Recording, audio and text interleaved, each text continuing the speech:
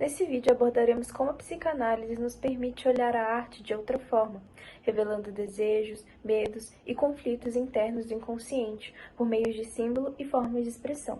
Faremos essa análise por meio de obras que ilustram essa relação e também contribuem para a compreensão do artista, da obra e do próprio observador. A fantasia constitui, desde os escritos inaugurais de Freud, um eixo central da atividade psíquica humana. Ao observar o brincar da criança, Freud compreende que a criação de mundos imaginários revela uma função psíquica fundamental, a possibilidade de elaborar desejos, conflitos e representações inconscientes. A criança, ao brincar, não apenas imita o mundo externo, mas o reconfigura à luz de seus desejos, construindo assim uma realidade simbólica própria. Com o desenvolvimento, o brincar visível cede espaço à fantasia silenciosa, que permanece como substrato estruturante da subjetividade. E é nesse ponto que a arte adquire seu valor psicanalítico. Ela é o veículo privilegiado pelo qual o sujeito transforma essa fantasia em expressão simbólica. A criação artística torna-se, assim, uma forma de sublimação, conceito freudiano que exemplifica o redirecionamento de pulsões para atividades socialmente aceitas, como a literatura, a pintura ou a música. A arte, portanto, não apenas comunica, mas inscreve desejos recalcados em formas sensíveis, permitindo a emergência simbólica daquilo que não encontra lugar no discurso direto. A potência disso é visível nas obras de artistas como Arthur Bispo do Rosário, cuja produção expressa uma realidade psíquica marcada pela psicose. Bispo, diagnosticado com esquizofrenia paranoide, relabora seu mundo interno por meio de bordados e objetos reconfigurados. Como afirma Freud, o delírio não é um erro, mas uma tentativa de reconstrução, uma tentativa de cura. A arte de Bispo opera precisamente nesse sentido, reestruturar simbolicamente uma realidade fragmentada. Na intersecção entre a psicanálise e a arte, há um tríplice movimento, que liga a obra, o sujeito e o outro. Essa relação é mediada por dois conceitos fundamentais, a poética, enquanto modo de criação e estruturação da obra, e a estética, enquanto campo da recepção e da experiência sensível. De acordo com Humberto Eco, a poética diz respeito ao projeto estrutural da obra, ou seja, ao modo como o artista organiza elementos simbólicos para expressar um conteúdo que escapa à linguagem formal.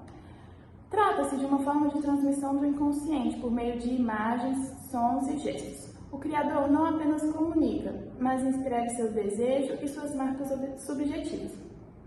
Já a estética refere-se ao modo como o outro, o espectador, se afeta diante da obra, e aqui reside um ponto decisivo. Ainda que a criação seja profundamente pessoal, a recepção é radicalmente singular. Cada observador atribui sentimentos diferentes, projeta sua própria história e reconhece aspectos de si mesmo na obra do outro. É nesse ponto que surge o fenômeno do duplo, explorado por Freud e Otto Rank. O sujeito, diante da obra, vê-se refletido, mas não como espelho fiel, e sim como figura distorcida e deslocada. A obra se transforma em um espelho simbólico que revela o estranho no familiar, aquilo que Freud chamou de Unheimlich. Essa identificação com o duplo mobiliza afetos profundos e promove muitas vezes a ressignificação de conteúdos psíquicos recalcados. A arte, então, não é apenas contemplação, é confronto, um espaço de atravessamento entre a poética do artista e a estética do outro. O conceito de efeito do sujeito foi introduzido por Lacan para descrever uma operação simbólica que não se dá apenas pela consciência, mas pelo deslocamento provocado no campo do outro. Na articulação entre arte e psicanálise, esse conceito ganha destaque ao descrever o momento em que o observador da obra é convocado a se implicar subjetivamente no que vê, escuta ou sente. Rivera, ao retornar essa noção, defende que a arte não visa apenas representar o mundo, mas subverter o olhar, romper com a lógica mimética e instaurar a vertigem simbólica. O que está em jogo é a capacidade da obra de convocar o sujeito a partir de sua incompletude. Trata-se, portanto, de um deslocamento. A obra não oferece uma interpretação pronta, mas convida o sujeito ao movimento da elaboração e simbolização. A arte moderna e contemporânea ilustram bem essa ideia. Com o declínio da representação figurativa, muitas obras passam a não significar nada de forma direta. São objetos puros que não remetem a algo concreto. É exatamente nesse nada que se localiza a potência. O vazio simbólico da obra produz o vértice de convocação para que o sujeito se inscreva nela. Ao não se reconhecer, ele é forçado a simbolizar. Esse movimento encontra eco na prática psicanalítica. Assim como na arte, a psicanálise não oferece interpretações fechadas. O analista, ao invés de dizer o que é, convoca o sujeito a nomear, a desejar e a reconstruir sua própria narrativa. A transferência, eixo do processo analítico, é em si um efeito de sujeito. O sujeito emerge do discurso do outro, mas apenas quando deslocado e provocado. Porém, a obra não apenas convoca o sujeito, mas também o faz retornar.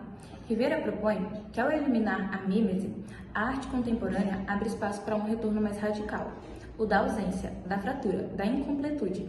Quando a obra não representa nada, o sujeito não se encontra nela. É precisamente essa ausência que promove o retorno do sujeito. Esse retorno, no entanto, não é nostálgico, nem restaurador. Trata-se de um retorno por meio da falta, por meio do vazio simbólico. O sujeito, diante da obra, confronta-se com os limites do saber, com os limites do eu, com a impossibilidade de totalização.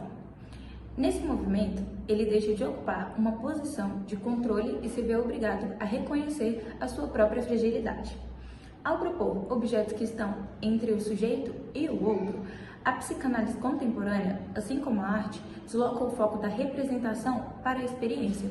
O que importa não é o que a obra diz, mas o que ela faz ao sujeito, o efeito que ela causa, o que ela mobiliza e o que ela desestabiliza.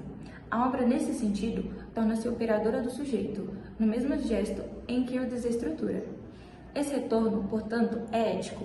Ele exige que o sujeito desloque do local de quem compreende, interpreta ou domina, para o local de quem se afeta, se revê e se transforma. É nesse espaço, entre poética e a estética, entre a fantasia e a realidade, entre a criação e a recepção, que arte e psicanálise se encontram de forma mais profunda, como práticas que convocam o sujeito a retornar a si como outro. Desse modo, a relação entre a psicanálise e a arte são um caso de fertilização mútua. Tal como o surrealismo, em sua essência, indica a liberdade do inconsciente, o psicanalista pode utilizar da arte e do artista que existe em cada um para identificar os sintomas e tratar os seus pacientes, a partir de suas fantasias, músicas, telas, danças, desenhos, poemas, entre outras formas de expressões artísticas. Assim, pode-se inferir que o ser humano é constituído em sua totalidade por arte.